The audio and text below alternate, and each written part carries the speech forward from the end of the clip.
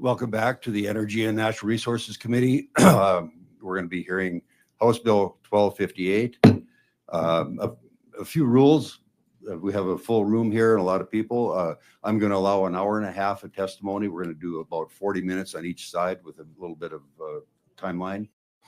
If whatever's been said has been said already, standing up and reaffirming that is fine. You don't have to restate. We ask everybody to be respectful to all sides. We do that as a committee. We are respectful. Doesn't mean that you don't get asked hard questions, but we do it respectfully. So with that, welcome Representative Brandenburg. Mr. Chairman, and thank you. And for the record, Representative Mike Brandenburg representing Sargent, Dickey, McIntosh, Logan, and Lemoore County. And Mr. Chairman, members of the committee, I'm here to present House Bill 1258. And what this bill does, it deals with transmission going around the whole state. And there's the reason why this bill came forward is there's a transmission line in my area that's going from Ellendale to Jamestown. And why I got involved with it, because all of a sudden you've got people in townships, counties talking, and a lot of misinformation. And you've got townships that want to zone 2,620 feet. In other words, half mile by half mile by half mile. There's no place to go with it. Now, some would say that, a lot of this discussion is about local control. A lot of the discussion is about property rights, but a lot of this discussion is about the future of North Dakota. And right now, the state of North Dakota is putting over $5 billion out to the political subdivisions. And you can go to human services, you can go to prairie dog, you can go to social services, you can go to K through 12. And that money is coming from oil. That's where that money is coming from. And so we've got projects going on in the state dealing with combined cycle natural gas plants. We've got coal power. We've got wind power. We've got all kinds of things going on in this state. But the only thing that's going to be able to be sustainable to support what we're doing, because if we can't expand our transmission and our pipelines in this state and support our energy industry, we will not be able to support our schools and our townships and our counties. Now, I've had some people say that you're taking away our local control. And there are some people in this room that could come to an agreement with the transmission line. There's some that can't. And that's why this bill is here, because of some people that have unreasonable setbacks and unreasonable zoning ordinances, that this bill is here. And Mr. Chairman and members of the committee, I could go into a lot more. There's a lot of people who talk about it. I support this bill. I think it's important to the future of our state. If we're going to be able to support all the things we're going to do, this has to happen. I'd say one thing, because, this is something I've said to some of the people that, I said, you got to make a decision. Do you want the money or do you want the authority? Which one you want? You can't have both. You can't have the authority and you can't have the money. So I'm trying to, the future is in your hands too. It's in my hands. It's your hands. If you want to keep thinking this money is going to keep coming and would not support the energy industry in this state, you're only fooling yourself. And this is why this bill is here. So, Mr. Chairman, members of the committee, I would answer any questions. Thank you, Representative Brandenburg. Any questions? Senator Inget. Okay, thank you, Chair Patton. Senator Brandenburg. Representative Brandenburg. I'm sorry. That's okay. I I'm call sorry. you guys representatives sometimes too. It I've been trained for the last Yeah, 2 months, so I apologize for that. That's no problem. Representative Brandenburg. So what are the compromises that need to be made here? I'm sure you've had a lot of discussion on this. So expand a little bit on the chats you've had and your conclusions on the compromises that do need to be made in order to make this happen. Mr. Chairman and Senator Inget, I think the people that are reasonable, you can find them compromises. And you'll hear some of them today that'll come up and talk, and you can ask them those questions, because as I've talked to them, there is no compromise. They just don't want it. And a lot of them, the transmission line doesn't even go on their land. I'd venture to say that half of these people it isn't on their land, and the other half are from different parts of the state.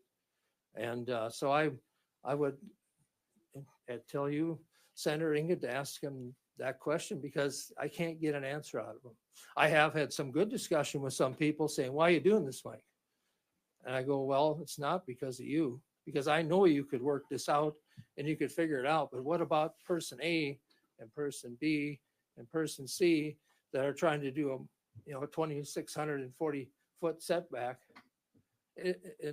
That's just saying we don't want it. And so what about the rights of the other people that, we've got a data center down in Ellendale. They're already permitted. They've got their power, 530 megawatts, and that's coming from the west with the MDU line. But this transmission line will help more coal power get down to the AI center, because part of the coal power can't get there. It also beefs up not only they say, well, this is an otter tail line, MDU line. It has nothing to do with the Dakota Valley, which is in our area. Well, it does, because you follow the otter tail line. It goes right into the Dakota Valley substation. It comes out of the Dakota Valley substation, goes over to Oaks, and comes from Jamestown, goes into the Edgeley substation, goes on to Lemoore and Oaks. They share power. I mean, you all the power is shared by the co-ops. Like the Wappa line comes in there, the Otter Tail line comes in there. This beefs up our area. Our farms with all the dryers and grain bins that are being put in is putting a demand on the local co-ops. And this beefs up that power. So it benefits everybody in the state. So it's for the cities, it's for the farms, it's for future industry. There's a lot of potential and a lot of growth that can happen. And whenever changes happen, there's always difficulties in doing it. And some people like it and some don't. But, this is a discussion that we're having here, because what are we going to do 5 years from now? I mean, it's already forecast is that prairie dog's not going to fill. So in 4 years from now, that prairie dog money may not go out unless oil goes up. It's not going to happen. We've got problems. And then we also, we're looking at a 400 or 500 million shortfall in SIF funding that is going to be short next session too. There's things that are going to fall off the edge in that situation too. So this is what I try to explain to the people, why it's important, but all they can see is, back home, what they're doing in property rights and local control, and don't want to listen. And, that's where it's at. So some there's a compromise, Senator Ingen, and some there's not. Continue. So, okay. Thank you, Representative Brandenburg. So why are the people asking for a 2640 setback? And why is that unreasonable? I'd ask those two questions. Mr. Chairman and Senator Inget, I don't know. I don't know why they'd want to, because, by law that we set the guidelines for, it's not the PSC that sets the guidelines. This legislature sets the guidelines and the zoning setbacks that we have. That's enforced by the Public Service Commission, or abides by them. The reason why is because they don't want it. But that also takes away the opportunity for other people to have in that. I just talked about that AI center, and there's talk about more artificial centers in the area. And the one in Ellendale is over 300 full-time jobs. 300 full-time jobs. I mean, we've been talking for 20 years plus about economic development in our area, and we've watched our school numbers go. When I graduated, it's been a while, 50 in my class. Now my grandkids are sitting with anywhere from 15 to 20, and a lot of the other schools the same thing. So this transmission line is going to be able to provide jobs and provide a future for our grandkids, our kids, to be able to stay there, to be able to have a job. Because why do they go to Omaha? I got kids and grandkids in Omaha. Why did they go to Omaha? They had to have a job. Why do I have kids and grandkids in in Scottsdale, Arizona, because, they found a better opportunity in Scottsdale, Arizona. And I think everybody in this room has got kids that didn't stay at home. If we got good jobs in the area where we live that pay, they'll stay there, because you can't stay there, and not everybody can stay on the farm. But your kids and grandkids are looking for a job. And so there's going to be kids in Ashley and Cullum and Edgeley and Lemoore and Oaks, and Keith Norman told me not to forget about Menango, because that's a small town. There's a few people there in Fullerton. I'm just making a semicircle of 40 miles around that data center, and you can do the same thing into South Dakota. That's why I'm here. That's why I'm here, standing here. And I know I've made enemies out of this. You can see it, you'll hear it. But I really believe this is the future to what we need to do to be able to keep our kids in this state. When I go down to Scottsdale, Arizona, or I go to Omaha, I see transmission lines everywhere. You got to think about that. You got to give up something to get something back. And yeah, somebody's giving up something. But if you're going to keep your towns and your schools and your churches going, and you got to do something to do that. And that's why I'm supporting this bill. Further questions for Representative Brandenburg? Thank you.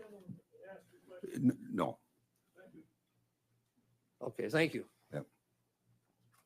Further testimony and support. Good morning, Mr. Chairman and committee members. My name is Dennis Pathroff. I'm a lobbyist with the GA Group, here today representing the Power Companies of North Dakota, or PCND.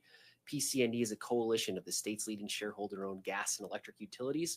Our members include Xcel Energy, Otter Tail Power, MDU, and Elite. Today, I express PCND's strong support for this bill, which transfers sole authority for siting electric transmission to the Public Service Commission. With this change, electric transmission siting will be aligned with and will have parity with the existing siting process for gas and liquid pipelines. Behind me are a couple subject matter experts from our member companies who can provide detailed insights on the current process and the benefits House Bill 1258 will bring. We urge a do pass recommendation on this critical legislation. And with that, Mr. Chairman, I'd like to introduce Mr. Jason Wires. Jason is the Manager of Transmission Project Development for Otter Tail Power Company. Thank you, Mr. Chairman and committee members.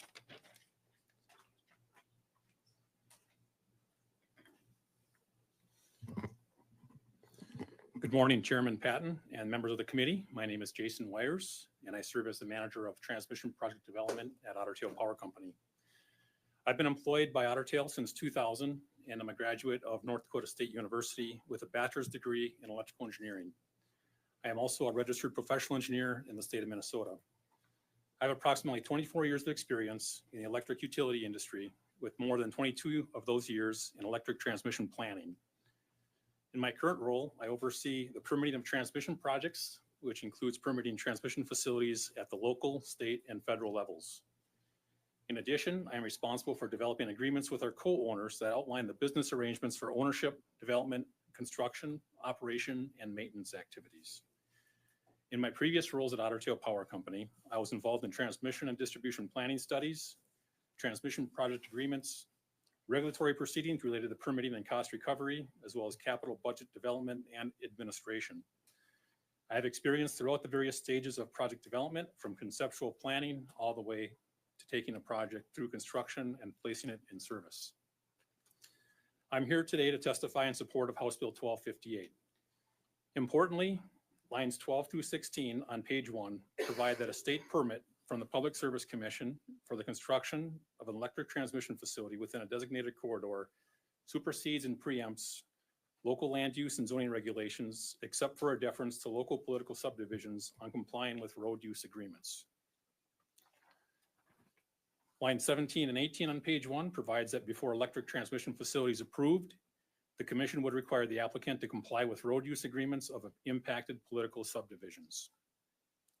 Lines 19 through 21 on page 1 and lines 1 through 4 on page 2 of House Bill 1258 further provides that a state permit may supersede and preempt the road use related requirements of a political subdivision If the applicant shows by a preponderance of evidence that the regulations or ordinances are unreasonably restrictive in view of existing technology, factors of cost or economics, or needs of consumers regardless of location, or that are in direct conflict with state or federal laws or rules. Lines 5 through 14 on page 2 would also create procedural requirements for the commission to notify counties, cities, and townships that have retained zoning authority along any part of the proposed corridor for a new transmission line. House Bill 1258 would provide automatic preemption of local land use and zoning ordinances if the commission issues a favorable decision on a siting application. However, road use requirements are not automatically superseded and preempted under House Bill 1258 unless the road use requirements are demonstrated to be unreasonably restrictive or in direct conflict with state or federal laws or rules. House Bill 1258 is not introducing a novel approach to the Commission's consideration of electric transmission facilities, but rather creating parity on procedural provisions that are already in place for gas or electric transmission facilities under Chapter 49-22.1 of the North Dakota Century Code. This parity creates consistency for the Commission's consideration of critical electric transmission facilities that are needed to support state and public interests. More importantly, it would ensure that the public and state interests in reliability, resource adequacy, and economic development outweigh local opposition to critical electric transmission facilities. Please allow me to provide an example. At the present time, Otter Tail and Montana Dakota Utilities are engaged in the development of an approximately 95-mile, 345 kilovolt transmission line in North Dakota. The Jamestown to Ellendale transmission line, or JETX, is a significant and critical component of the North Dakota transmission system that will run between Otter Tail's Jamestown substation and Montana Dakota Utilities' Ellendale substation. Otter Tail and MDU first identified the JETX project as an essential part of the transmission grid that was needed for continued electric reliability and energy security in eastern North Dakota. Ultimately, JETX became one of 18 new transmission projects that was later approved by the Mid-Continent Independent System Operator, or MISO, as an integral part of its long-range transmission plan because of its local and regional benefits. The JETX project will help ensure electric reliability, increase resiliency to extreme weather events, reduce transmission congestion, and increase access to low-cost energy in the region. These benefits allow for economic development across all of North Dakota because the interconnected transmission grid serves the whole state and points beyond. By way of background, MISO is essentially the equivalent of an air traffic controller of the regional transmission grids, which includes transmission facilities across 15 states and the Canadian province of Manitoba. Managing the electric grid is similar to managing air traffic. Air traffic controllers are responsible for moving people from point A to point B safely and reliably, 24/7, 365. They don't own the airplanes, they don't own the runways, they only direct the air traffic. Instead of moving people, MISO is responsible for moving electricity from where it is generated to where it is consumed, reliably and at the lowest possible cost, 24/7, 365. MISO doesn't own the generators, MISO doesn't own the transmission lines, or any part of the electric grid. The MISO member utilities, such as Otter Tail and the Montana Dakota Utilities, are responsible for owning the generation, transmission, and distribution facilities that are needed to produce and deliver electricity to their customers. Electricity is an essential public service of increasing importance that requires the construction of new facilities from time to time. Representatives of our company who live and work in the communities we serve work tirelessly to understand and address landowner concerns about the placement of new facilities. Because we live and work here too, our approach with our neighbors involves collaboration with landowners, which distinguishes our company from some of the other entities involved in infrastructure projects. The placement of new facilities requires careful consideration and thoughtfulness to address the concerns of landowners whose partnership is essential to the success of constructing new facilities. The JETX project kicked off in April of 2023, and since that time, we have mailed out over 9,500 invitations to landowners and stakeholders across approximately 1,200 square miles to attend 2 rounds of open houses that we hosted between June and September of 2023. Since April of 2023, we have also attended more than 65 meetings with townships, cities, and counties, along with having over 300 individual landowner meetings throughout the project area. These efforts have allowed us to gather over 45 different reroute requests from landowners that have helped us identify a proposed route for the transmission line. In February of 2024, an application for a certificate of public convenience and necessity was submitted to the Public Service Commission, and the Commission ultimately approved it in November of 2024. Right-of-way agents have continued to work with landowners, and approximately 67% of the necessary land rights for the project have been obtained to date. In the second quarter of 2025, we plan to submit a combined application for a certificate of corridor compatibility and route permit to the Commission pursuant to Chapter 49-22 of the North Dakota Century Code. The Commission will review the application and hold public hearings before making a decision on the combined application. It is anticipated that construction of the JetX project will begin in the summer of 2026 and be complete by the end of 2028. The December 2023 ice storm in the Jamestown area highlighted the need for the JetX project. Our company experienced an extreme weather event that resulted in 2 transmission lines serving the Jamestown area being out of service simultaneously. At that time, the capability of the transmission system was significantly reduced, and as a result, our company was forced to only serve a limited number of customers in and around the city of Jamestown. Large customers in the Jamestown area, including Cavendish Farms, Green Bison, Dakota Spirit Ag, and Applied Digital, were forced to operate at reduced levels in order to keep the lights on for the rest of the customers in this area. Once completed, the JetX project will provide a new transmission line to serve the Jamestown area that will not only offer additional redundancy, but also increase system capability to avoid a similar reliability issue in the future. During our outreach efforts, there has been some areas of local opposition to the JetX project.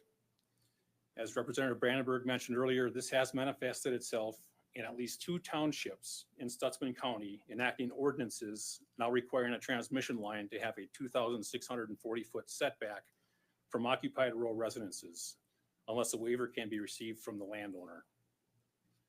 In addition, the Stutsman County Commission is also considering a similar amendment to its ordinances. Imposing a half-mile setback from occupied rural residences creates excessive exclusion zones, increases environmental and landowner impacts, results in redundant regulation with the Public Service Commission, and forces utilities to avoid placing transmission lines along section lines and roadways where most rural residences exist, and instead likely requiring transmission lines to be routed through the middle of valuable farmland. This sort of local opposition, typically initiated by a comparatively limited number of landowners, is hindering the development of critical energy infrastructure in several locations across the state. The opposition is not limited to electric transmission projects, but includes several other types of critical energy infrastructure projects necessary to support state and public interests. In these situations, the requirements of one political subdivision can have widespread consequences to other political subdivisions and therefore should be decided by the Commission, given their specialized knowledge of the electric grid and their role in public interest determinations. The Commission already has both the technical expertise and procedural requirements in place for electric transmission facilities that govern the siting process while allowing for landowners and stakeholders to participate. Separate siting requirements and public hearings required by local political subdivisions for new electric transmission facilities are duplicative and unnecessary. The Commission is in the best position to hold public hearings and perform an objective review of new electric transmission facilities that considers the impacts upon all North Dakota customers. The needs of our modern society require more and more electricity, particularly as we look to add new industrial, agricultural, and data facilities in North Dakota. Additional electric transmission is necessary to move electricity from where it is generated to where it is consumed. And the Commission is in the best position to ensure that this occurs in a reliable and cost-effective manner. Therefore, we urge a do pass recommendation on House Bill 1258. With that, Chairman Patton, I thank you and the committee members for your time and consideration, and I'm happy to stand for any questions. Thank you, Mr. Weirs. Any questions from the committee? Senator Inget. Thank you, Chair Patton. Mr. Wires. So you laid out a whole slew of benefits there, and I think everything you said was true. Yet I have received a significant amount of backlash. So if everything's reasonable, laid out in a way that benefits everybody, what's causing all this pushback? And could you expand on that a little bit?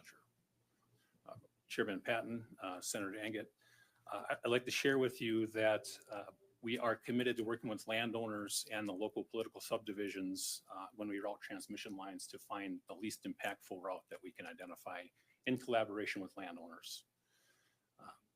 To date, we have looked at over 45 reroute requests to find the proposed alignment for the transmission line, but we do have landowners who are still stonewalling us and avoiding to talk to us, which makes it very difficult to understand their feelings around where the transmission line should be sited. We acknowledge that transmission facilities do have an impact on landowners, but it's our intent to work collaboratively with them so that we can minimize impacts to them and achieve our collective goals together with landowners. Further questions?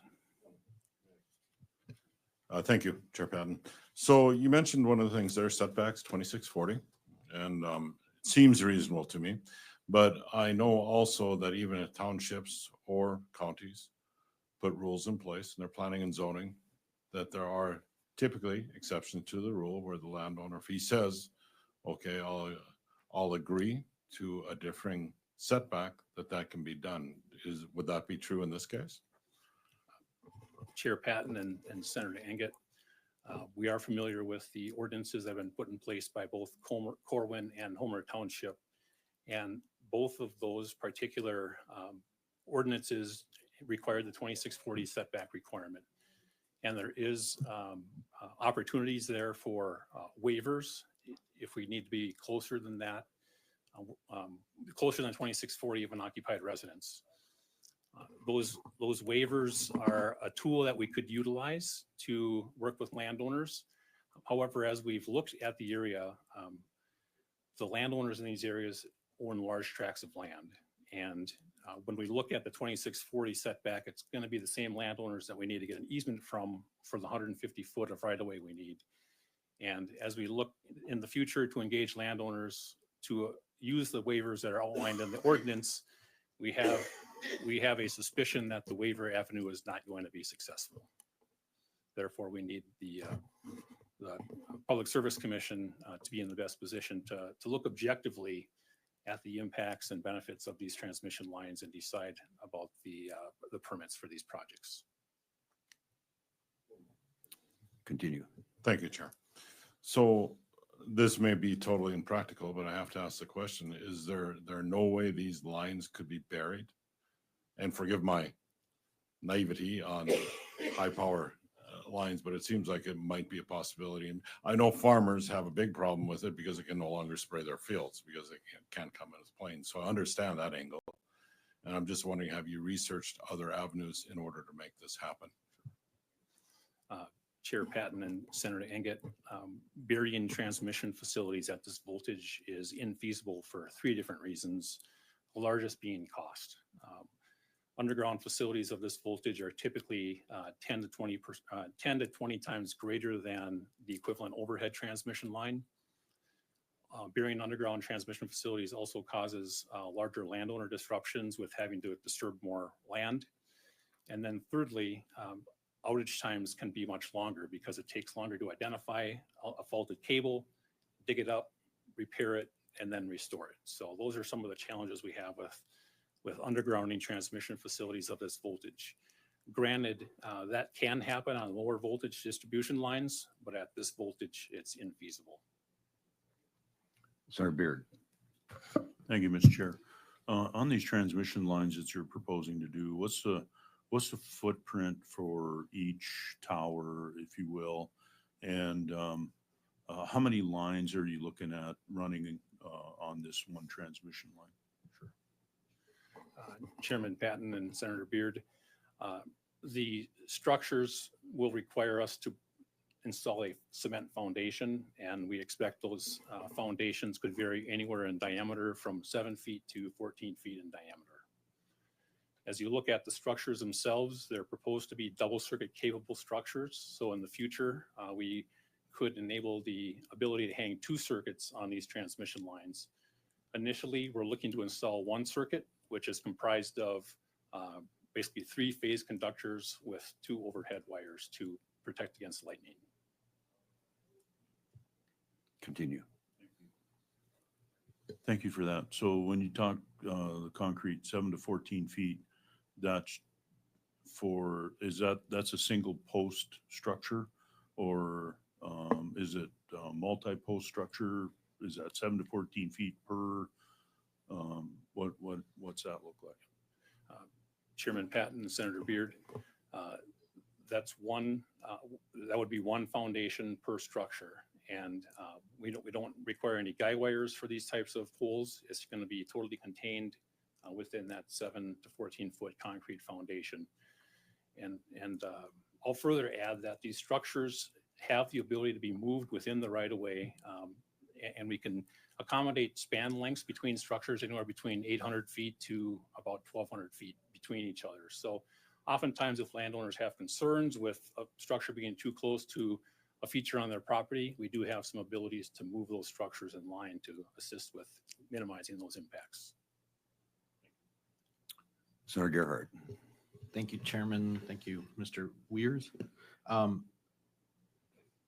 When I think about infrastructure, I often get kind of frustrated as what someone did 20 years or 50 years ago when we're trying to upgrade, when we go from a dirt path to a gravel road to a 2-lane highway to eventually, one day it turns into a 4-lane or 6-lane. And it's like, why is this infrastructure so close? We can't widen the road type of deal. The ordinances that you're dealing with and are they working in any way to help that or hinder that? I guess is kind of my first question. And my second question is kind of like transmission lines. Sometimes I see them running kittywampus across a section of land, going maybe the shortest distance from point A to B, instead of being in line with the future infrastructure. Our roads are usually laid out on section lines and such. Is it the preference to run them out on section lines? And did I understand right from your testimony that this is actually forcing it away from that, what would be a future highway or something, into the middle of the field? Did I understand that right? So are the ordinances working for the future of infrastructure or in opposition to the future of infrastructure? That was maybe a few questions, but that was maybe where I was going in the end. Okay. Chairman Patton, Senator Gerhard, I will mention that the ordinances that have recently been changed in Homer and Corwin Township that require the 2,640 foot setback from occupied residences, that's going to prohibit us to be able to follow existing infrastructure like roads, section lines, or highways, because typically people are going to build their houses closer to the roads to shorten their driveway and make it easier to access the main highway. So by requiring a 2,640 foot setback from occupied residences, we will be forced to likely put these transmission facilities out in the middle of farm fields to get away from those occupied residences. Generally speaking, as we've worked with landowners and other political subdivisions in the past for these projects, we do like to find ways to minimize impacts, which is by following the road. And oftentimes we can hug those structures up to the very edge of the road right away to have the least amount of impact on farming operations. So generally over time, I will say in my experience, the more recent transmission projects being developed have tried to be more deliberate on following existing infrastructure to minimize those impacts. Further questions? Thank you, Mr. Weirs. Thank you. Further testimony in support, and to remind everybody, we have about 5 minutes left for support testimony.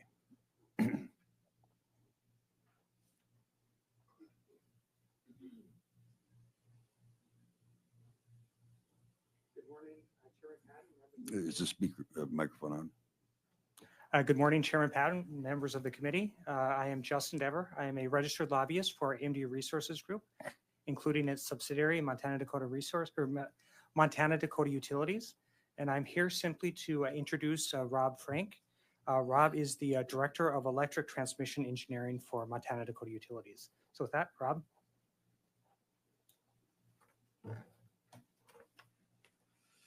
Thank you. Good morning, Chairman Patton, members of the committee. My name is Rob Frank, as Justin has said. I'm here to testify in support of House Bill 1258 on behalf of Montana Dakota Utilities Company. MDU proudly serves 158 communities in North Dakota with electric and natural gas. We have had a long-standing tradition of reliably delivering energy for more than 100 years. Electricity is often taken for granted, assumed to be available whenever needed. The reliability is the ensuring reliable power requires constant vigilance and involves meticulous planning and development of generation resources to meet demand, as well as the construction of transmission lines to deliver power where it is needed. This is precisely where House Bill 1258 comes into play. Mr. Wires already talked at length about the current project that we're working on with Otter Tail Power, the Jamestown to Ellendale transmission line, which really sort of drove this process that we're at here today. So I won't go through a lot of that anymore, and kind of discuss more maybe of the reasons that I'm here is to talk about the need of the Public Service Commission to be able to have the authority or keep the authority that they already retain in relation to setbacks and having a way to place linear infrastructure projects within the state through a fair means of doing that. As evidenced by the submitted testimony, there is significant motion and passion at the local level regarding the development of projects like JetX. It is understandable that local officials may desire to impose unreasonable setbacks to halt projects, especially when pressured by their neighbors. However, for the reliability of the electric grid, it is essential that such decisions are made by those with a broader perspective. The PSC has a comprehensive hearing process where the public can voice their concerns throughout the transmission line approval process. The law mandates that transmission lines mitigate impacts on the environment, wildlife habitat, and endangered species. The PSC staff is experienced in analyzing news reports and data. Electric transmission lines span multiple local jurisdictions, and state authority ensures fair application of rules across all areas. Even through this process and as we've talked about easement rights, landowners directly affected by the transmission lines retain the right to negotiate and decide what happens on their land. This bill does not infringe upon those rights. A township board or county commission is a small group making decisions for a larger community, similar to elected PSC commissioners.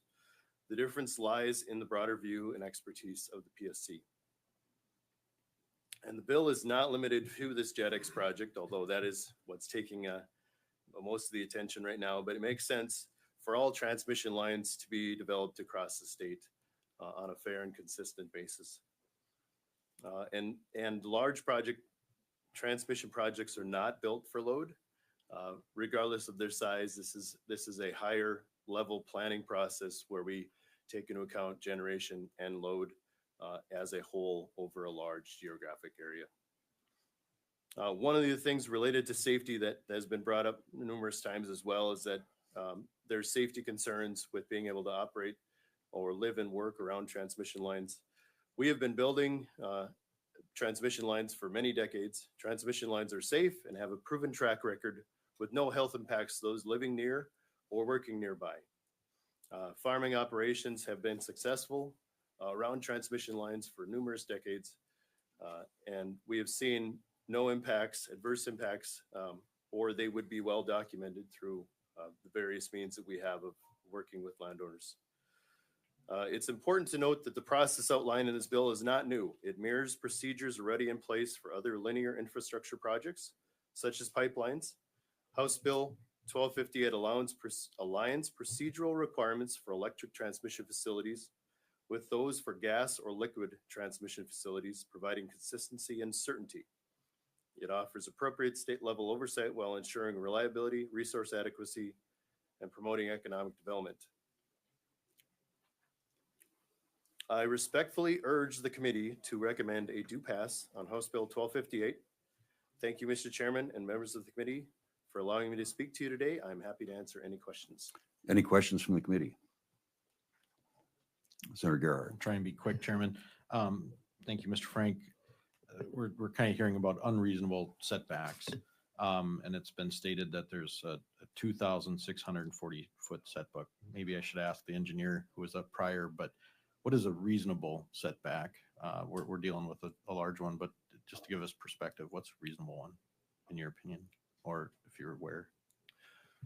So, Chairman Patton, Senator Gerhart, right now the PSC has a setback requirement of 500 feet. That's been set by the legislature through state law. We believe that that's appropriate setback distance. It's been set based on some of these safety and health concerns that we have for transmission lines. It's allowed, I think, a setback requirement that's reasonable for the impacts that it would have related to various operations around that transmission line. And so I think those current restrictions or setback requirements we have with the Public Service Commission are appropriate.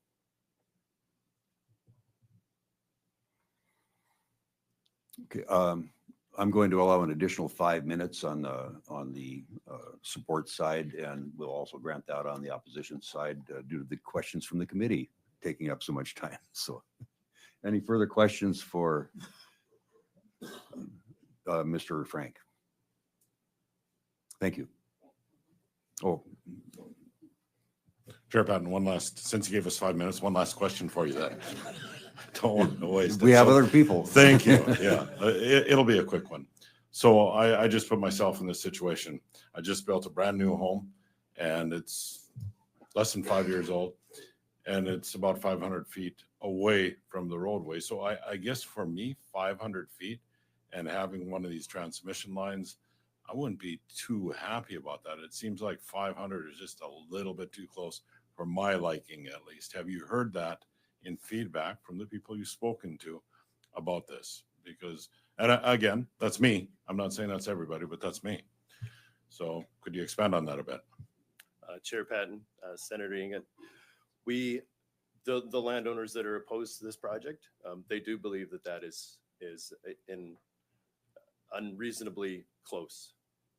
But if we look at the history of transmission and we see how cities and towns and people have chose to develop closer than that to existing transmission lines, I don't know that is a hard fast rule because of the way that we have lived with transmission lines throughout our society, and things are built a lot closer to that. So I think it's a matter of perspective. And I think if a line is new that's not been there before, it's a little bit harder to agree with or make adjustments to. But over time, I believe that my experience has been that people don't notice them and that they blend into the background and are much more willing as time goes on to live quite close to a lot of transmission lines. Thank you, Mr. Frank. Thank you. Further testimony and support.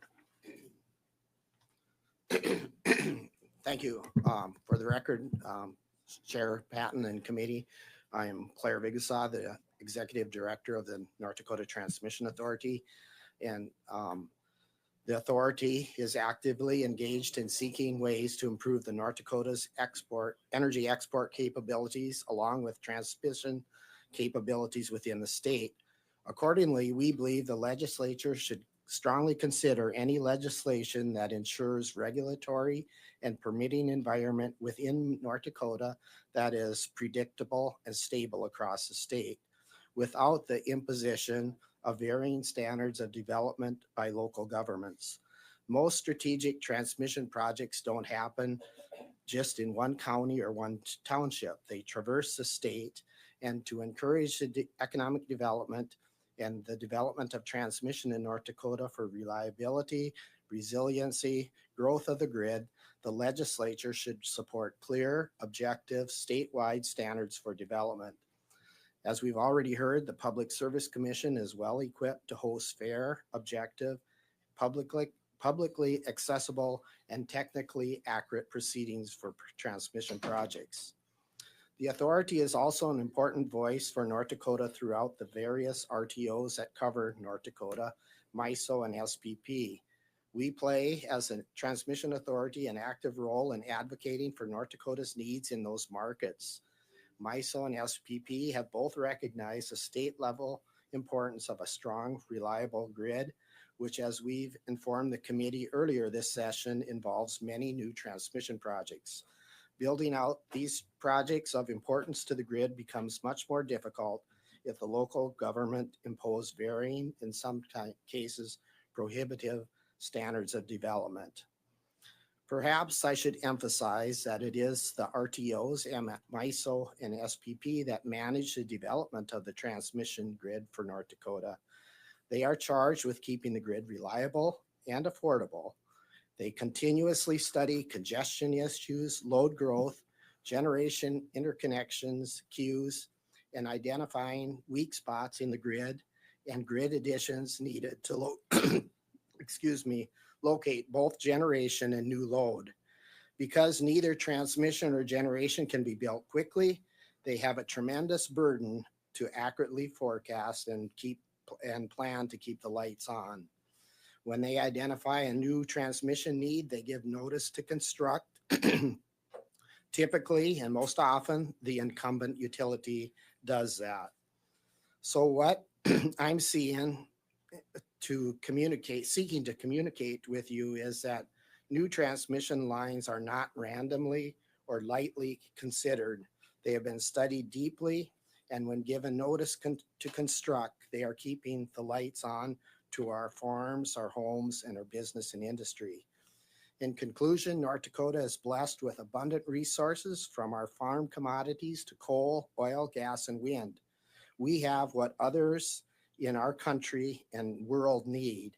We are feeding and fueling America, and we play a vital role in national security.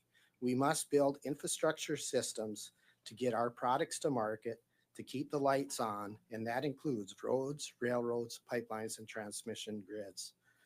This concludes my comments, and I would like to address, if it's okay, Chairman Patton, Senator Engett's question about the proximity. Go ahead. And I'll just share that personally. I live north of Bismarck now. We built a home and we walk around our development for exercise and clearing our minds. And I find it interesting that there's a large WAPA transmission line that goes through our development. And over the last 10 years, people have built new homes right up to the easement, so within 150 feet of the transmission line. So I get that people don't like to look at transmission lines, but there's a lot of homes built close to them. So thank you. Thank you. The time has expired for the support, so we're going to open up the testimony for opposition, and I'm going to grant 45 minutes. Mr. Chair, could we take just a couple minute break? We can take a couple minutes. We're in recess for a few minutes, 5 minutes.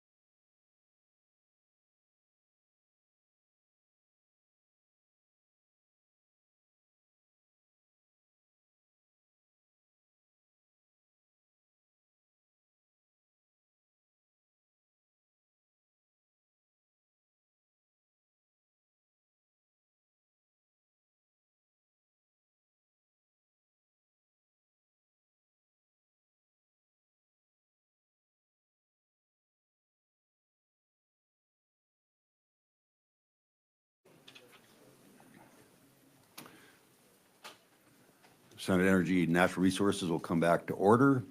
And we are hearing the opposition testimony on House Bill 1258. Welcome. Mr. Chairman and members of the committee, my name is Charlie Sorensen. I'm a farmer and landowner from Ross, North Dakota. I am here today strongly opposed to House Bill 1258. Before I get into my testimony, I just wanted to point out there was some submitted testimony from the Honorable Representative Donald Longmire. He's from District 2, and he voted in favor of this on the House side, but he submitted testimony in opposition. There is a road in my county that is flanked by a single-phase power line. And next to that single-phase power line is a three-phase line. And next to that is a transmission line. And next to that is another transmission line. These four lines were installed within the last 15 years.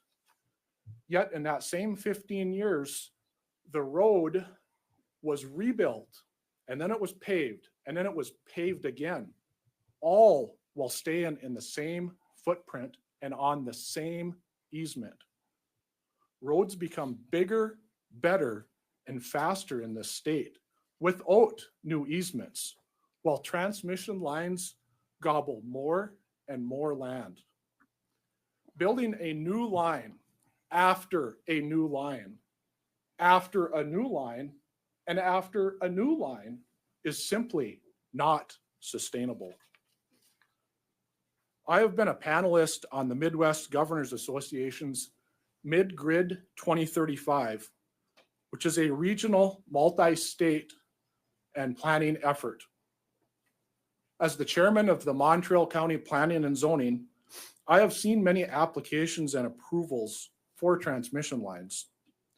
As a township chairman, I've approved section line crossings for 3 different transmission lines.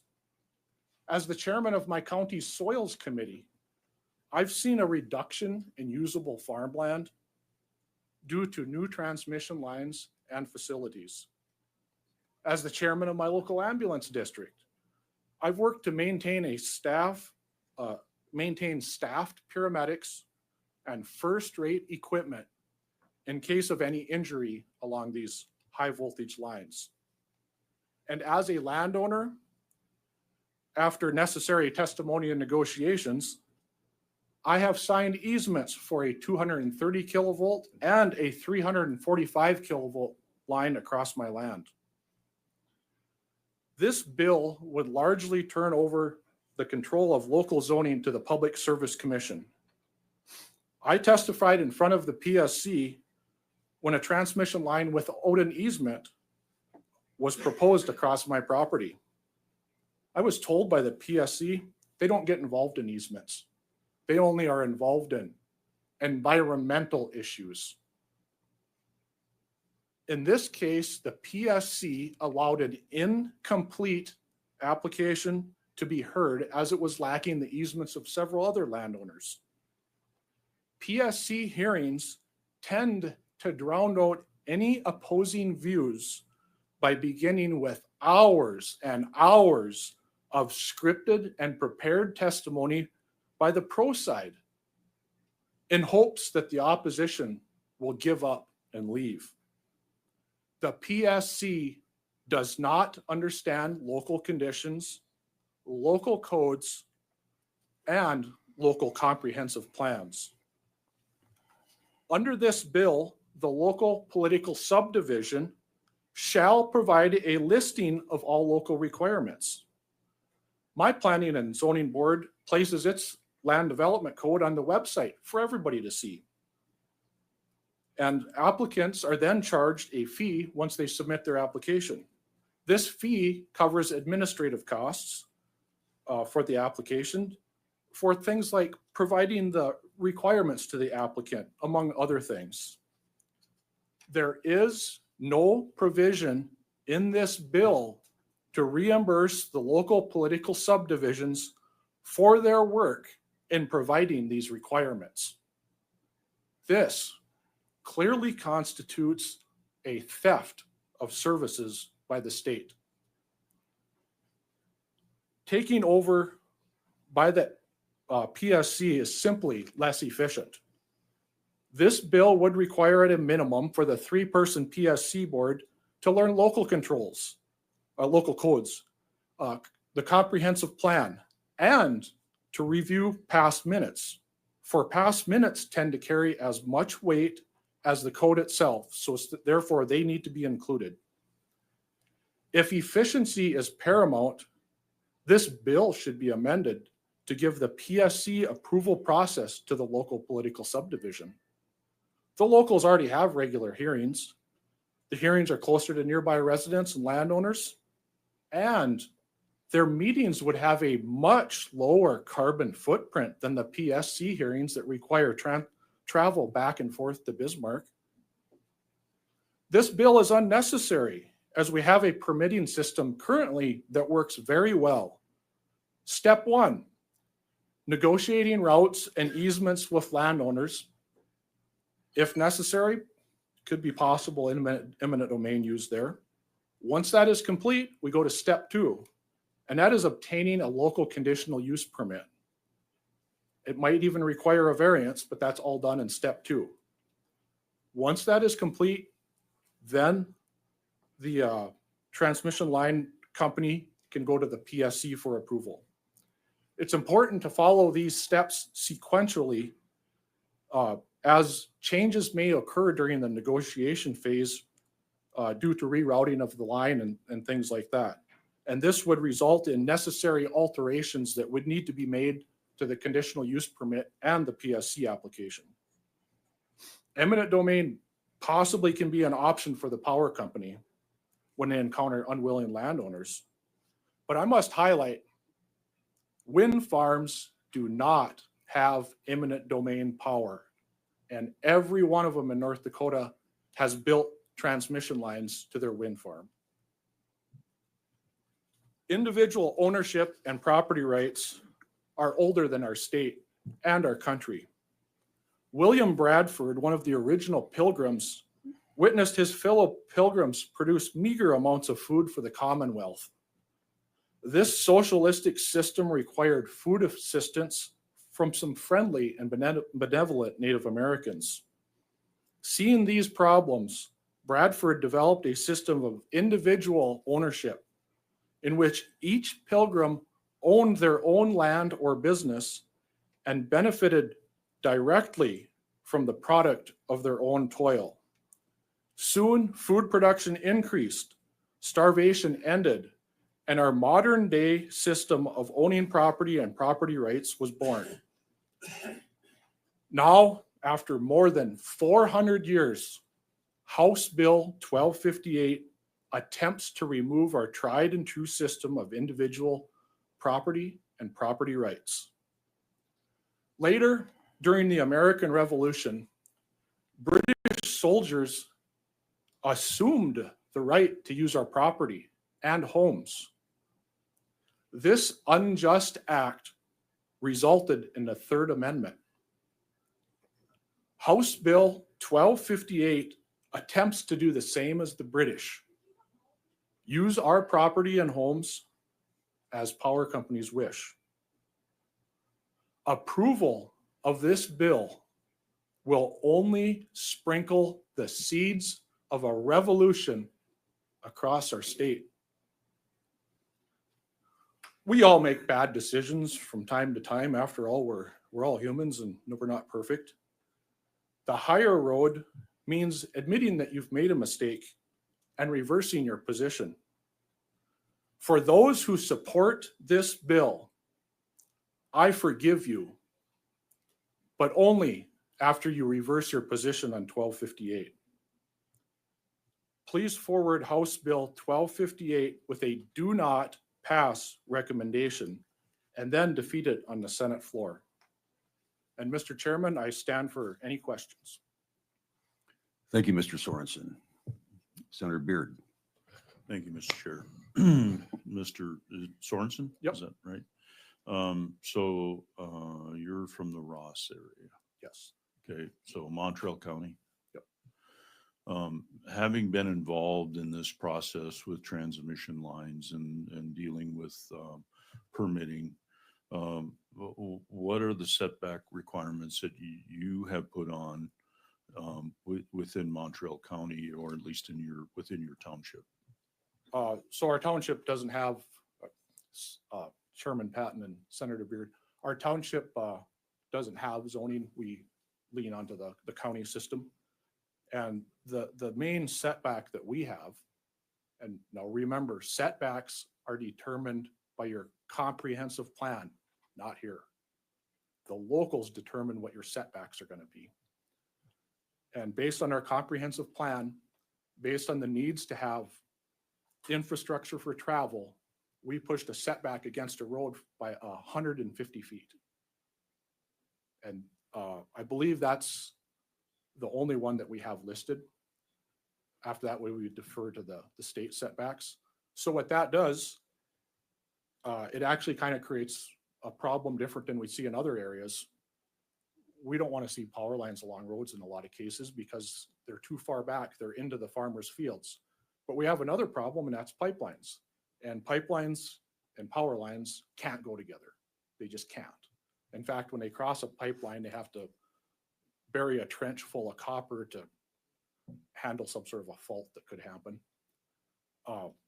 So because of that, even our distribution lines a lot of times are pushing back a half a mile from the section line, which typically is a property line, and that has been fairly successful in my area. But one size doesn't fit all. That only works in our area. Thank you. A couple of questions, Mr. Sorensen. Part of the discussion that we've heard deals with the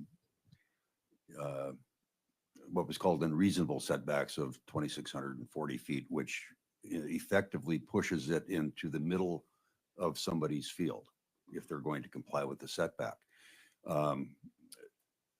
Why don't you address that? Because you brought this up. We're limiting our ability to build transmission on I'm going to call it a line that would have much less impact on somebody's property than when it goes out in the middle of the field. So address that, please. So Chairman Patton, the placing a line at say 2,640 feet from a property, if that pushes it to a quarter line, that's often a division. And if that works, that's great.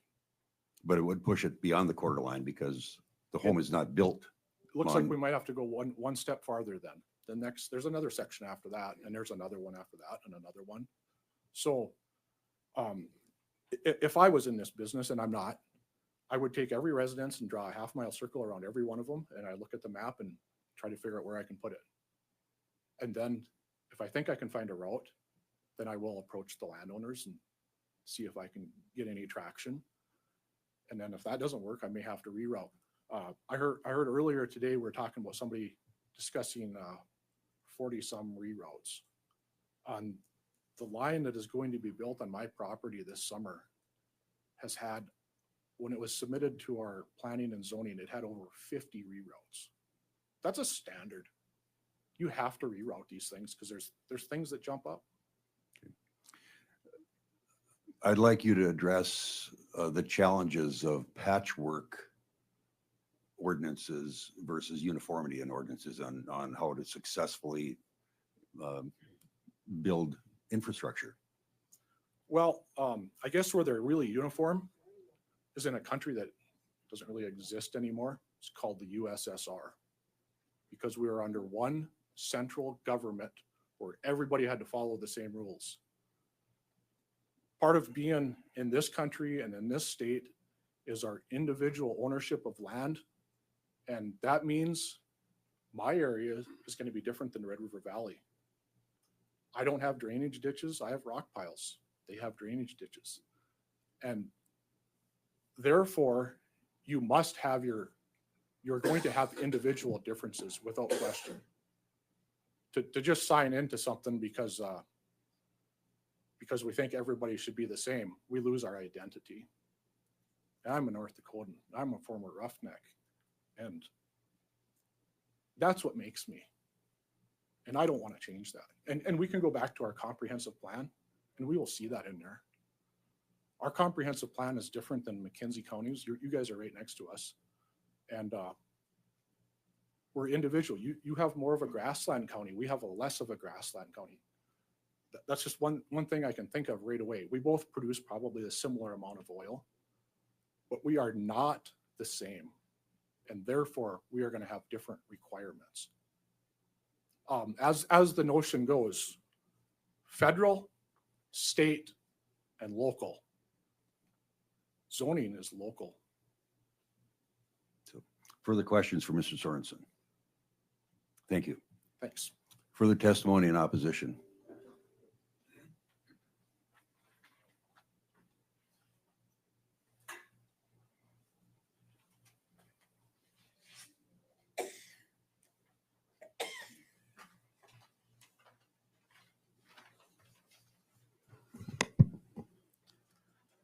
Good afternoon, Chairman Porter, committee members. My name's Troy Who? Coons. Oh, sorry. It's been a long, yeah. Okay, that was earlier. Use today. that gavel, Chairman. Whoa. Yeah, I got scolded earlier today already too, so different reasons. Chairman Patton, committee members, my apologies for that. We will hold it against you for a period of time, Troy. Yeah. Yes. My name's Troy Coons, Chairman of the Northwest Landowners Association. We represent hundreds of farmers and ranchers and property owners across the state of North Dakota. We are here in opposition to this legislation because the language used in this bill is the language being litigated in court right now. This bill imports the language from North Dakota Century Code 4922.1-13 and places the same language in the North Dakota Century Code 49-2216 with the obvious intent of being to make the law regarding liquid gas and transmission facilities apply for electrical transmission lines as well. The problem is in that the meaning of this language is being used for 4922.1-13 is being litigated right now in APF Farms ETL versus ND PSC Burleigh County case. 08/2024 CV 03622 and Burleigh County ETL versus ND PC ETL Burleigh County case number 082024 CV 03614. The parties in this litigation have very different views of this language meaning, and ultimately this district court and the Supreme Court will make the determination. It would seem wise to wait until the courts rule on the meaning of this language before adding it into another chapter of Century Code. Given this uncertainty, Northwest Landowners Association cannot support and urges a do not pass on this bill.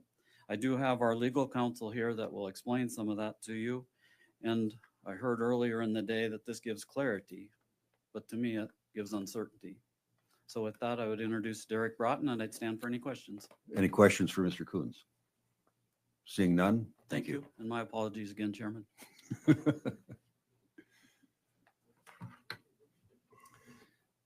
Chairman Patton, members of the committee, my name is Derek Broughton, attorney with Broughton Law Firm, general counsel for Northwest Landowners Association. As Mr. Coons just said, the language that's being moved into this chapter is in litigation right now in a number of cases related to a separate citing proceeding. These cases have parties on both sides, and what I would say is multiple parties on both sides with multiple interpretations of this language. And so it's not even this side and that side that have different interpretations. Even within both sides, there are numerous parties that might not interpret these statutes the same. Half a dozen parties are now in court arguing about the meaning of this language. So I heard Mr. Vigasaw say that we want to have predictability and clarity. You're literally taking language that is the subject of litigation with uncertain meaning to be determined in the future by the courts and putting that into another Century Codes chapter. We don't know what that language means right now, and the courts are going to tell us within the next year or two.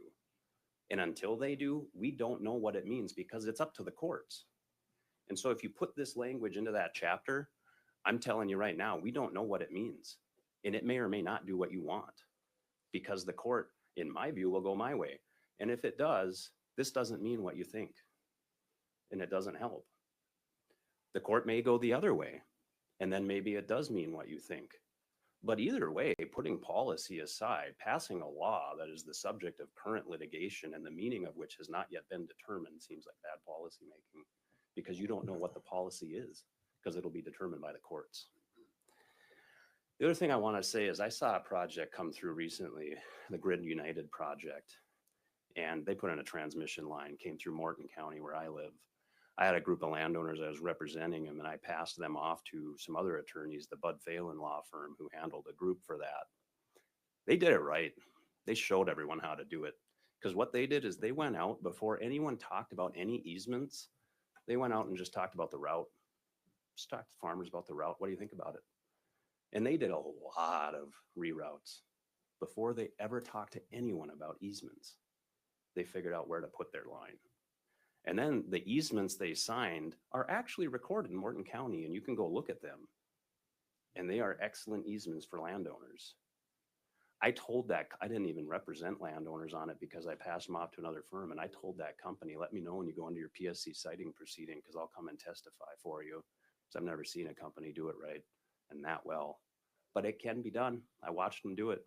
And I watched a bunch of surly landowners from Morton County sign easements with them.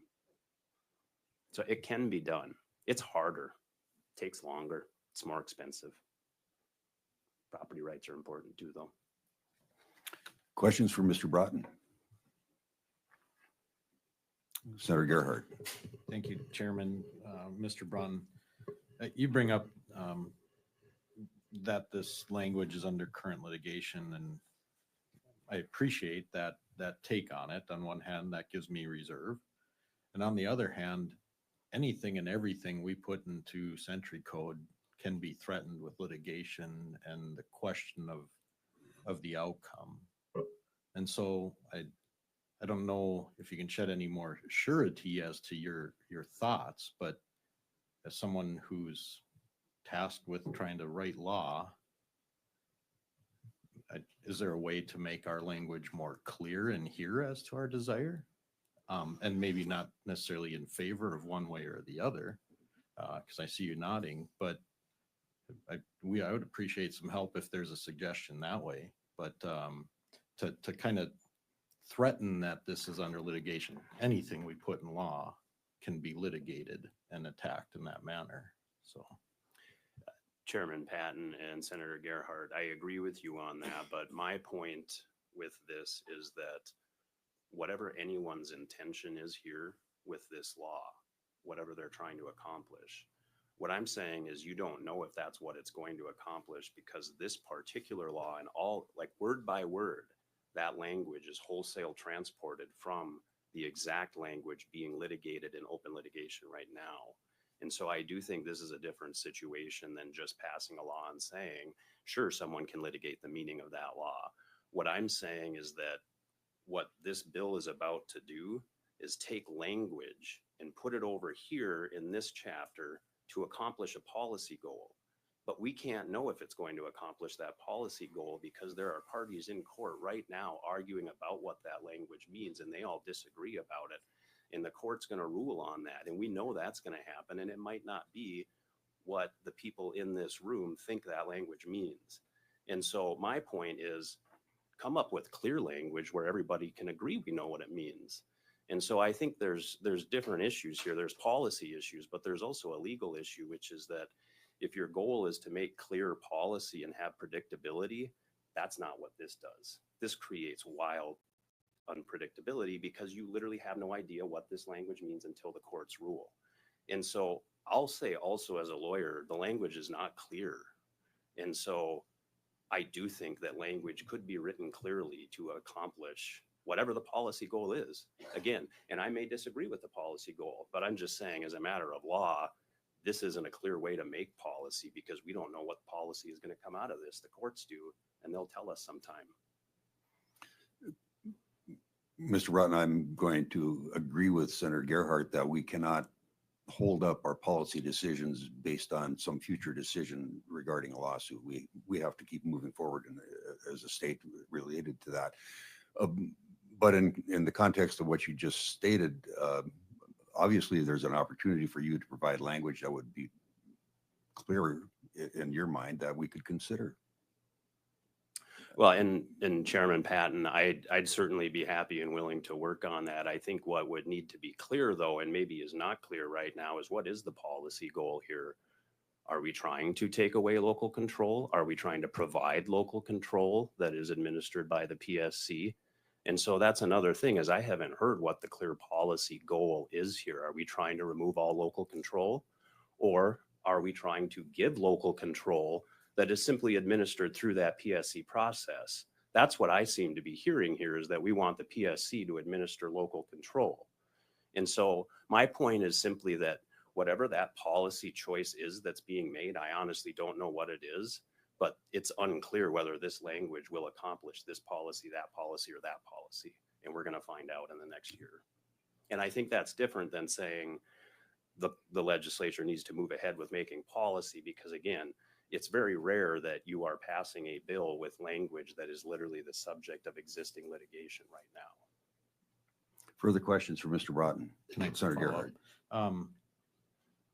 That litigation is taking place to a different part of code, if I understand right.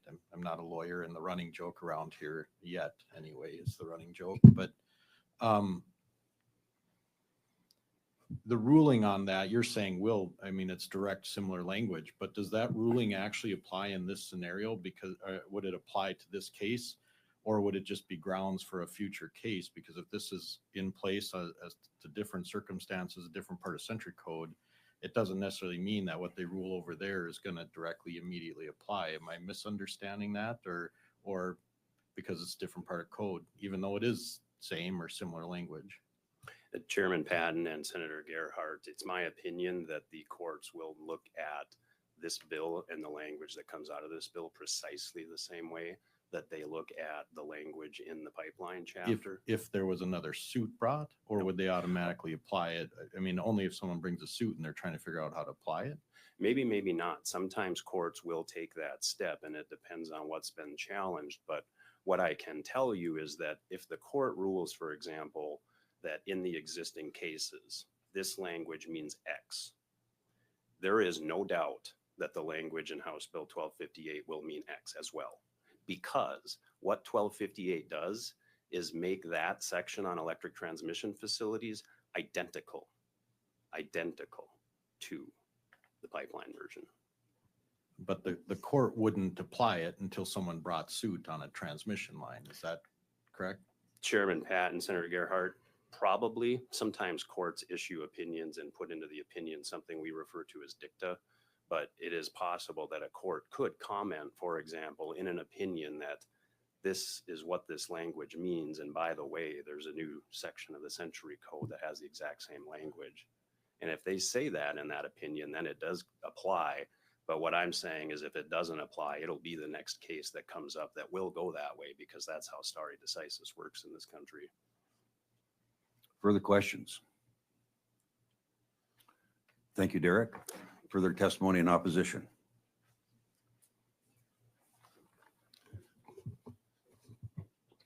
Mr. Chairman, my name is Chairman Patton and members of the committee. My name is Richard Schlosser. I am a landowner from Lamar County, and I come before you opposed to 1258.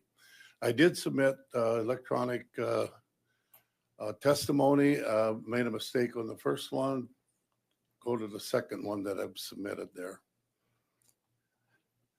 1228, which is another piece of legislation proposed in a series of past legislative actions where we have witnessed the gradual erosion of local governance and landowner rights.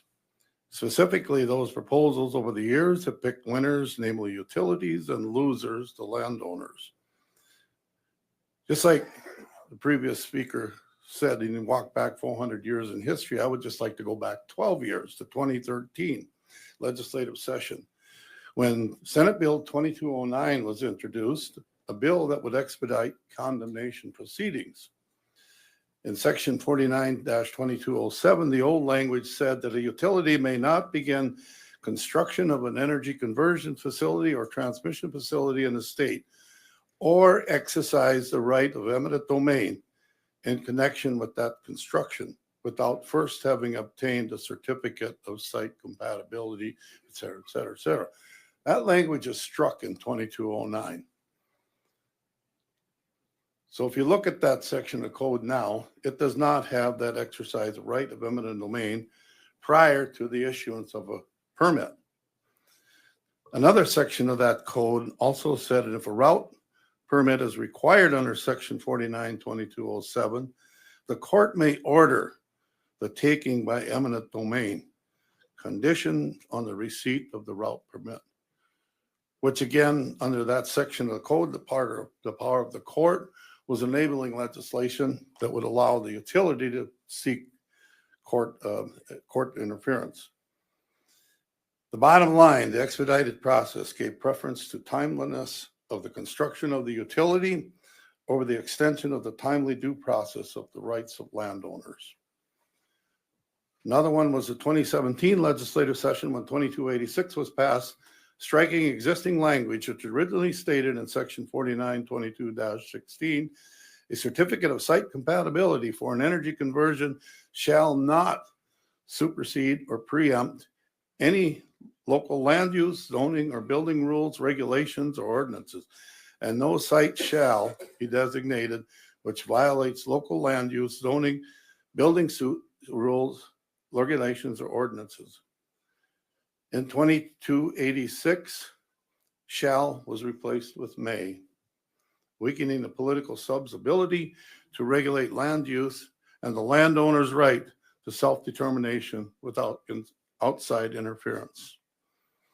It is a legal matter of semantics, I'm sure. As we all know, shall is an imperative. May is permissive.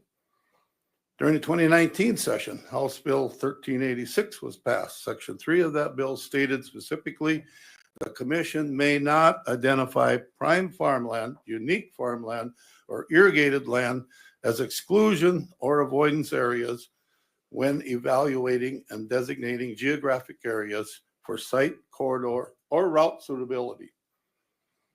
However, I need to look at some of my local townships that have comprehensive plans and model zoning ordinances in place.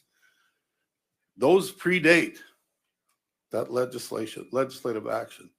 They speak to the preservation of prime farmland, supporting agriculture, support farms by being active in legislation affecting agriculture and industrial usage. This brings us to November 24. The PUC detail order of the issuance of a certificate of public convenience and necessity, PU-24-091. The public service in a 2-to-1 vote approved the certificate of public convenience and necessity for a high voltage JetX transmission line from Jamestown to Ellendale. Commissioner Randy Chrisman, in his dissent, noted that the certificate of public convenience and necessity for Otter Tail companies and MDUs 345 transmission line from Ellendale to Jamestown should be denied. The applicants have not met their burden to show the necessity for this investment. The applicants and MISO had opportunities to provide more and better information throughout the last 7 months. The explanation has remained vague. Impacted landowners have come to the same conclusion, that the explanation and information they have received has been misleading and vague. Commissioner Chrisman's dissent also mentions the huge energy demand of the data facility near Ellendale. The certificate of public convenience and necessity implies the facility should serve a public use or purpose. Does JetX fall within the criteria of meeting the public use of public purpose. According to JetX representatives and our legislators' recent paid ads, JetX will serve the data facility, bringing job growth and economic development to this area. This would be contrary to section 3215-01, which states a public use or public purpose does not include public benefits of economic development, including an increase in tax base, tax revenues, employment, or general economic health. An amendment to House Bill 1258, adding a retroactive clause to the original bill, clearly serves the purpose of facilitating JetX's construction rights over the rights of those landowners to determine the long-term use of that land. This bill, once again, is the continued erosion of landowner rights. If passed, will serve the principal purpose to ensure the development of JetX's high voltage transmission line to serve this load, all in the name of economic development. In conclusion, I'm sure that many of us in this room are strong adherents to the principles of subsidiarity. That decision should be made at the lowest level possible, which aligns with the Jeffersonian democracy's emphasis on limited government, local autonomy, where individuals and local communities are empowered to address issues themselves without outside intervention. Committee members, I would ask you to give 1258 a do not pass recommendation, and I would stand for any questions, Mr. Chairman. Thank you, Mr. Schlosser. Schlosser, did I say that right? No. Any questions? Senator Beard. Thank you, Mr. Chair. Mr. Slauson. Quite a bit of history in here. I'm curious, though, thinking about history, and mind you, I'm not advocating for or against anything here. And I'm just wondering where we would be as a state when you look at where we were 100 years ago. And when you look at power generation and where we are today, if we had counties that had policies in place that would not allow power generation to go through their county because they didn't want it, where would we be today? I mean, and I guess my question is, I mean, throughout our state's history, somebody's giving up something for the benefit of others. And this is one of those areas, and I'm not advocating for this line or against this line or this bill or against this bill. I'm just saying that it seems to me throughout our history, people have given up things for others to gain, and we've all benefited from that. I guess what are your thoughts on that? Should a county be able to restrict a project from happening, and there's no recourse? Senator Beard, Mr. Chairman, if I may. I guess my answer to that is I am not opposed to an orderly development of an energy system, a grid or whatever. And I think going back to Commissioner Chrisman's dissent really brought out this point is all of a sudden we're looking to the future. Maybe there is not a need for this. Where is the need? He also mentions in his dissent the increase of rates to basically all of us out here. And also the other thing that he mentions is the mention of an 800 megawatt solar farm. What is the footprint of this in terms of building an area in my area of prime farmland, which was in statute prior to this, before it was removed to facilitate some of this expansion, unbridled expansion, I would say. But as was previously testified, I think there needs to be a working together relationship of landowners and utility companies of citing this. Just to come to the legislature with a local control issue that just basically continue through the history of this, the erosion of that local control and landowner rights, I think has been frustrating for us as landowners. And I would say for those folks that are sitting on the boards and elected to the boards of our townships, cities, and our counties. They're swamped with this stuff. And I think it gets to be a little frustrating. So what do we sacrifice? I think there's a lot of landowners in here say, this is Mr. Sorensen said, we sacrifice a lot. And I guess I would just have one issue here. This is a 345, and that's basically where PSC, as I understand it, comes in to issue permits. Now, I always thought, I was under the impression, visiting with my local co-op manager, that 345s generally carry about 400 megawatts, maybe 500. But in one of the information meetings that came to us with the, I believe the gentleman was from Otter Tail, said that this is going to carry 1,820 megawatts. Now, when you drive under a high voltage transmission line, there's some interference. Yeah, it's probably for a few seconds. But most of us are probably out there have, the technology and auto steer and road sense and all these things that we've paid for to programmed into our machinery nowadays that really help us farm. Is that 500-foot setback one size fits all? Now we've got a 345 that I did not understand was going to carry this many megawatts, which is probably going to draw somewhere around, not an engineer, but about 6,000 amps. What is the static that this is going to create? What is the interference that this is going to create?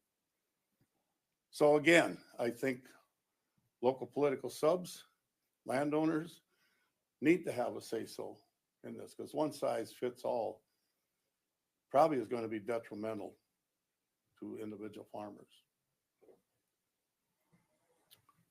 Further questions? Senator Gerhardt. Thank you, Chairman. Richard, thanks for coming today. Help me understand. To me, I keep thinking a transmission line. This is a transmission line, right? And I compare it to our interstate system, and I just imagine trying to build I-94 today. If there's a county that suddenly realizes they don't want it coming through their Burley County, let's throws out a half-mile setback from any residence. Or even they could set out, just say there's no, I don't think, could they set an ordinance that says no interstate through our county? We all benefit from an interstate system, but I know there's farmers. I've been to farms that are sitting right on that interstate. I see them as I drive by, and I realize what that person gave up. It's not simple to get a tractor from one side of the interstate to the other. So how do we rationalize? Is this a very different situation than an interstate coming through?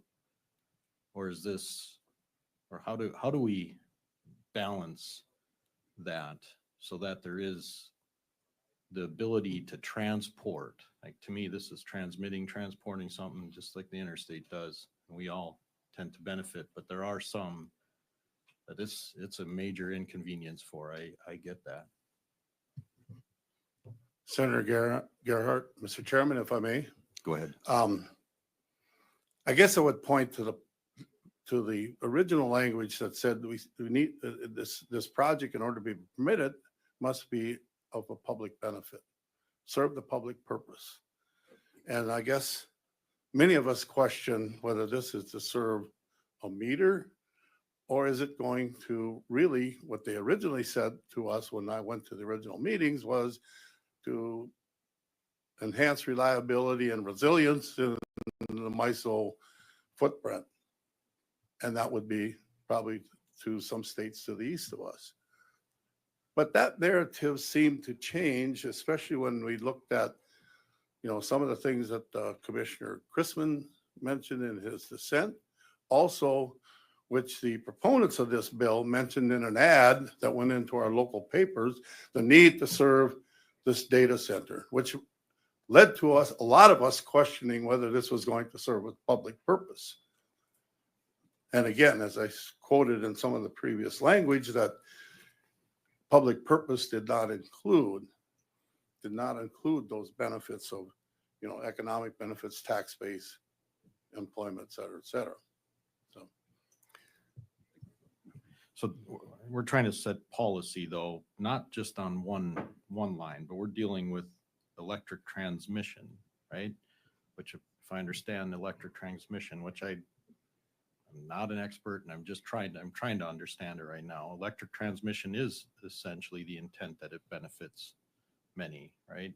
So in setting policy unrelated to one specific project, if we're setting policy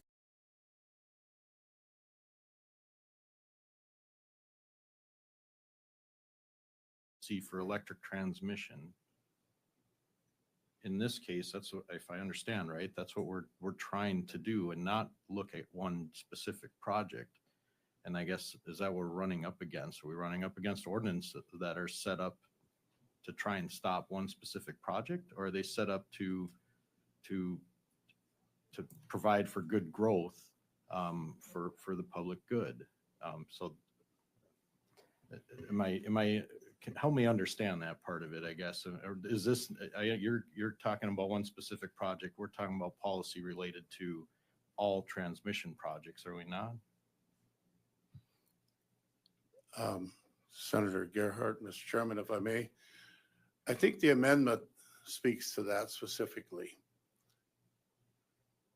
which has a retroactive date, which came in after the original hearing, which seemingly to me was coincidental with the mention of several townships issuing a denial for a conditional use permit. What would be the purpose of this retroactive to go back when the line would not be completed for several years? And I guess there has been a history of where we've developed transmission corridors, transmission siting over many years. Why did this bill come in? And why did we all of a sudden look at this? And this is addressing a specific issue to those of us who come in and oppose this bill. Is it policy that's going to be a generic policy development for other transmission lines? And then I would go back to my original position of going through the history of the gradual erosion of local control and local landowner property rights. And that would be my general statement as going forward as a policy that I would call questionable. If I, a couple of general comments. I agree with Senator Gerhardt. When we pass a bill that becomes law, it applies to the entire state, not one specific project. So we have to define it as something that's going to apply to the entire state. Secondly, the two biggest industries we have in our state are agriculture and energy. In order for both of them to be successful, requires infrastructure. I mean, we don't have in any of them without infrastructure. That when we look at on the ag sector, rural electrification, rural water projects, our road infrastructure, all those things are required in order for ag to be successful. And the same with our energy industry. In order to be successful, we have to have the ability to drill wells on pads. We have to have pipelines. We have to have electrical transmission.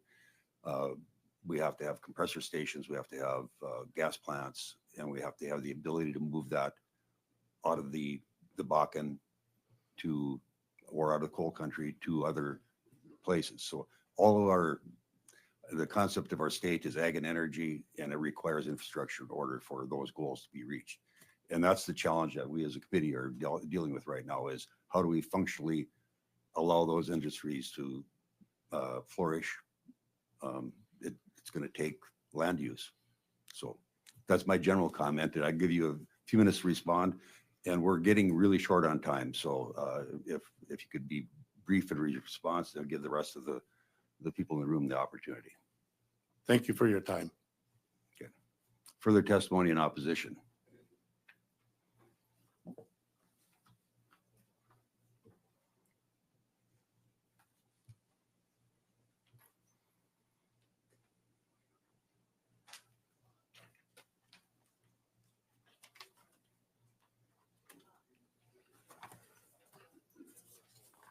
Chairman Patton and committee members, I'm Larry Severson, North Dakota Township Officers Association. NDTOA recognizes the need for power lines and that additional lines will be needed to market the energy produced in the state and for grid reliability. However, we note that the PSC decision on the project, which was the impetus for House Bill 1258, was not unanimous. Commissioner Chrisman, the most experienced commissioner who has worked extensively with power lines and grid reliability, was in dissent. To quote from the first line of his dissent, the certificate of public convenience and necessity for Otter Tail Power Companies and Montana Dakota Utilities Companies 35 kV transmission line from Ellendale to Jamestown should be denied. The applicants have not met their burden to show the necessity for this investment. We believe this casts sufficient doubt about the project, and missing word there, and that a PSC ruling on it should not supersede local control. Therefore, NDTOA requests that HB 1258 be amended to require unanimity in the PSC decisions that could supersede local control. Chairman Patton and committee members, thank you for this opportunity to testify today. Is there any questions for Larry? Seeing none, thank you. Thank you. Further testimony in opposition. Chairman Dale Patton and members of the Senate Energy and Natural Resource Committee. I'm Galen Becker of Bismarck, and representing myself, I'm here to testify in opposition to House Bill 1258. You should have this. I submitted, or I had someone else submit it because it doesn't want to take my email, so I can't get a PIN number. The passage bill promotes the taking of three things: landowner rights, township rights, county rights and duties the county has to its citizens. Prior to something like this occurring, there should have been more things being discussed at the local level, in my opinion, and also talking with people from the district where it's happening in. This is because in doing this bill, you are setting a precedent that a big company with money and power can do the same thing to anyone. It's affecting those people in that part of the state right now, but can affect any of us throughout the rest. I ask that you do not pass House Bill 1258. Thank you for your time and effort, and please do the right thing for the people of North Dakota and landowner rights, property rights, township rights, county, until those are all dealt with accordingly. Something like this shouldn't be passed. I think someone's trying to take a shortcut to not having to do the work that's required for a project like this. Thank you. I'm sorry, I missed your name. Galen Becker. Okay, thank you. Yeah. From Bismarck. Thank you.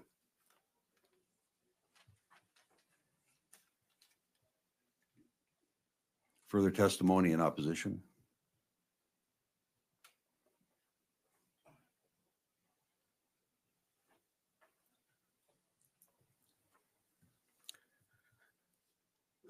Honorable Chairman Patton and Honorable Chairpersons, my name is Tim Leppert. I am from Dickey, North Dakota, and I am against House Bill 1258. And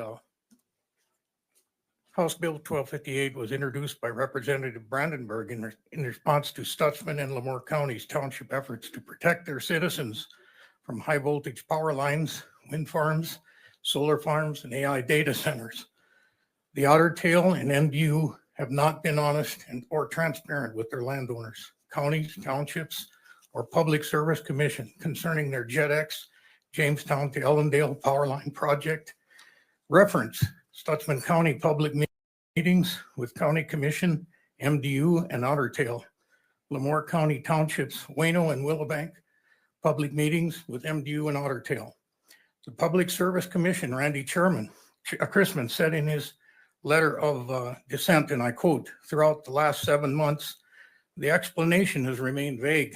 Perhaps the project is necessary, but there have been multiple opportunities for the applicants to answer more questions and provide more detail. They have not done so. Until better justification is provided, this certificate should be denied. See attachment."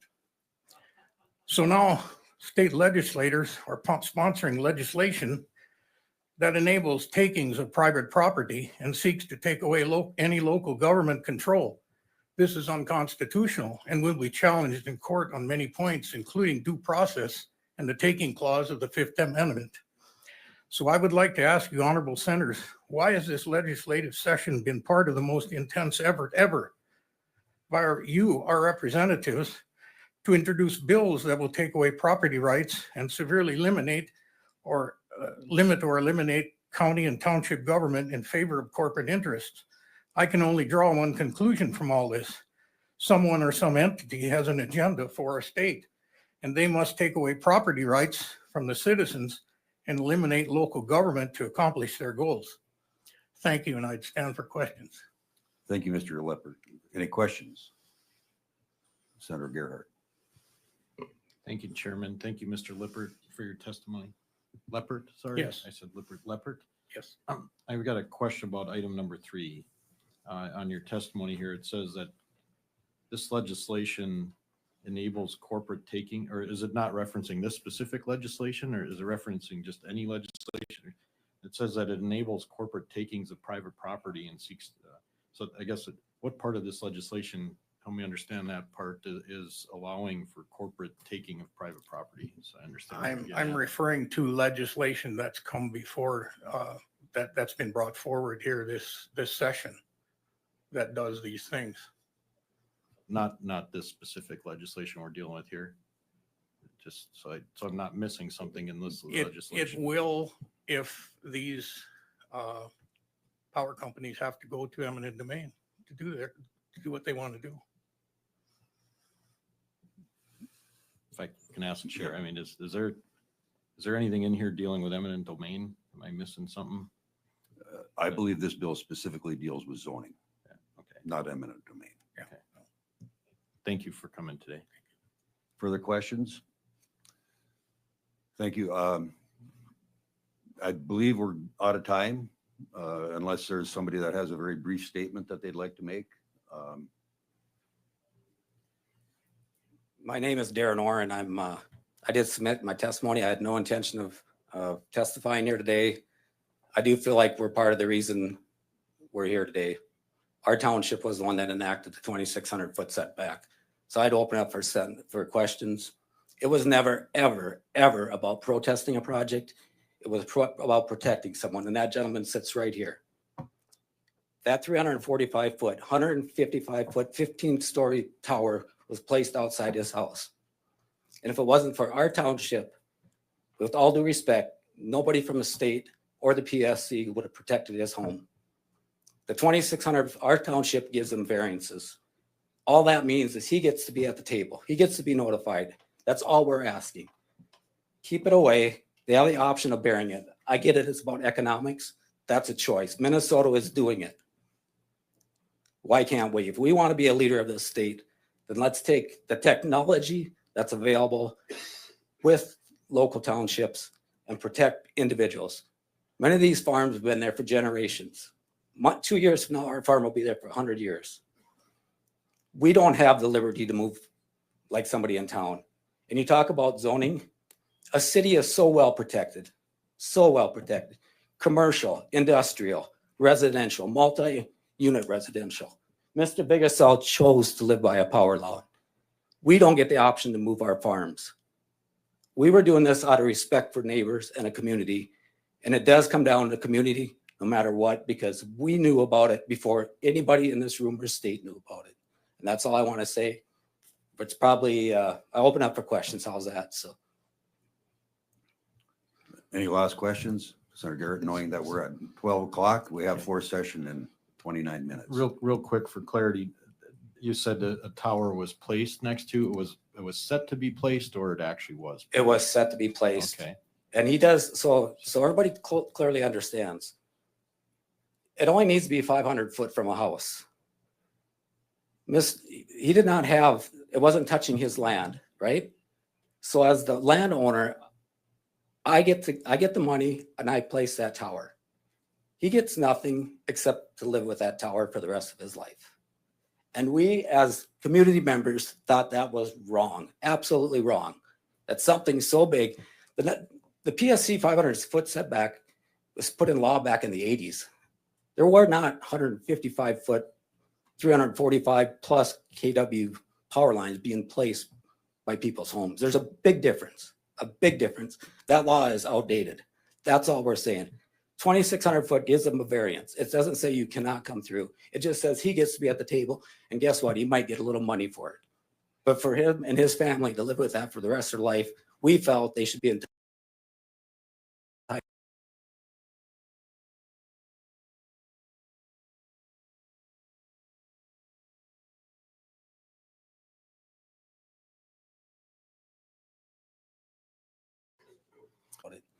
All I know is you cannot zone something completely out of your township.